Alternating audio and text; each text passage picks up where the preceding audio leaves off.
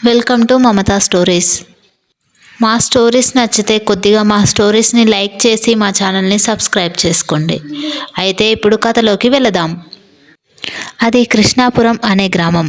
ఆ గ్రామంలో శ్రీనివాస్, రాజమ్మ అనే ఇద్దరు దంపతులు ఉండేవారు. అయితే శ్రీనివాస్ చాలా అమాయకుడు. ఎవరు ఏది చెప్పినా కూడా గుడ్డిగా నమ్మేవాడు. రాజమ్మ కాస్త తెలివైనదే. ఒకరోజు రంగయ్య అనేవాడు వాళ్ళ ఇంట్లో పనికి చేరాడు. పని బాగా చేస్తాడు, తెలివైనవాడు. రంగయ్య, నువ్వు పని బాగా చేస్తున్నావు. ఇలాగే చెయ్యి. ఇలాగే మంచి పేరు తెచ్చుకో. అలాగే అయ్యగారు, నేను చాలా నమ్మకంగా పనిచేస్తాను. శ్రీనివాస్ దగ్గర ఒక ఆవు ఉంది. రంగయ్య ప్రతిరోజు దానికి పాలు పిండేవాడు. యజమానికి తెలియకుండా తాను కొన్ని పాలు బయట అమ్ముకునేవాడు. ఏంటి రంగయ్య, ఆవు పాలు బాగా ఇచ్చేది కదా, ఈ మధ్య ఏంటి రోజు రోజుకి పాలు తగ్గిపోతున్నాయి? అదేం లేదమ్మా, ఆవు సరిగ్గా ఈ మధ్య ఎందుకో తినడం లేదు. అందుకే అనుకుంటా పాలు కూడా తక్కువగా ఇస్తుంది. అవునా, నేను ఇంకెందుకో తక్కువగా ఇస్తుంది ఏందబ్బా అనుకున్నాను. సరేలే, ఇక నువ్వు వెళ్ళు. అయ్యా, మన దగ్గర మామిడి చెట్టు ఉంది కదా, దానికి ఈసారి పళ్ళు బాగా కాచాయి కదా. మా మామయ్య కొన్ని పండ్లు తీసుకురమ్మంటున్నాడు. కొన్ని పండ్లు తీసుకెళ్ళనా, వాటికి డబ్బులు కూడా ఇస్తానన్నాడు. అవునా రంగయ్య, మీ మావయ్య అంటున్నావు కదా, అయితే తీసుకెళ్ళు.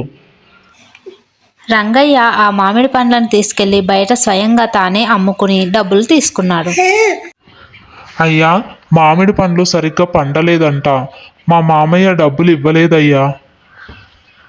సరేలే రంగయ్య, సరిగ్గా పండనప్పుడు అతడు మాత్రం ఏం చేస్తాడు?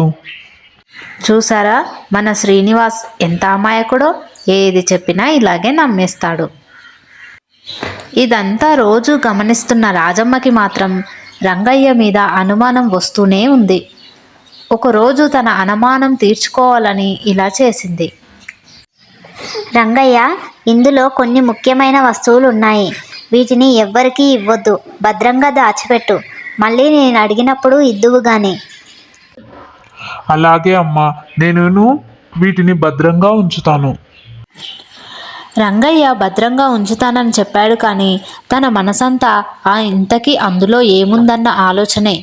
ఇంతకీ ఇందులో ఏముంది అని తెరిచి చూశాడు. అందులో కొన్ని నగలున్నాయి.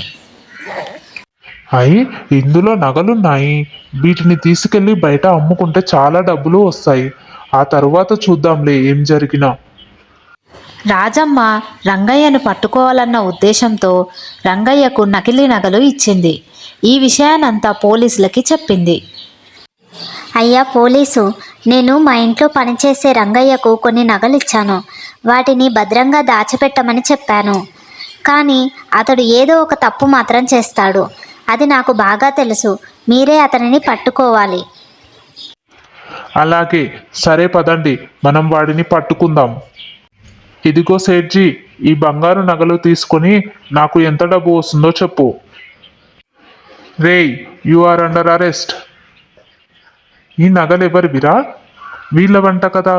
ఈ నగలని నువ్వెందుకు అమ్ముతున్నావు ఇక్కడ? అయ్యో, నన్ను క్షమించండి అమ్మగారు. నేను చాలా నగలు చూసే వరకు నాలో దుర్బుద్ధి పుట్టింది. అంతేకాని మిమ్మల్ని మోసం చేయాలన్న ఉద్దేశం కాదు. నన్ను క్షమించి వదిలేయండి అమ్మగారు. వదిలేయడం లాంటివి ఏమీ జరగవు కానీ పద, మనం స్టేషన్లో తేల్చుకుందాం. స్టేషన్కి శ్రీనివాసులు వస్తాడు. రే రంగయ్య, నేను చాలా నమ్మకైన వాడివి అనుకున్నాను. నువ్వు ఇలా మోసం చేస్తావనుకోలేదు. నువ్వు ఇలాగే ప్రతిరోజు మోసం చేసావు కదా నన్ను. అయ్యా ఎస్ఐ గారు, అతడు మమ్మల్ని మోసం చేశాడు. కానీ ఇన్ని రోజులు నాతోని పనిచేశాడన్న కృతజ్ఞతతో అతన్ని వదిలేయమని చెప్తున్నాను. అతనిని వదిలేయండి. అయ్యో, అలాగే శ్రీనివాసులు గారు, మేము అతన్ని వదిలేస్తాం. అతన్ని మేము అరెస్ట్ చేయడానికి కూడా మా దగ్గర సరైన ఆధారం లేదు. ఎందుకంటే అవి నకిలీ నగలు. మీ భార్య గారు అతన్ని పట్టించాలన్న ఉద్దేశంతో ఇలా చేశారు. ఇంతటితో ఈ కథ ముగిసింది. ఒక్కసారి నమ్మకం కోల్పోతే మళ్ళీ రాదు. ఇదే ఈ కథలోని నీతి.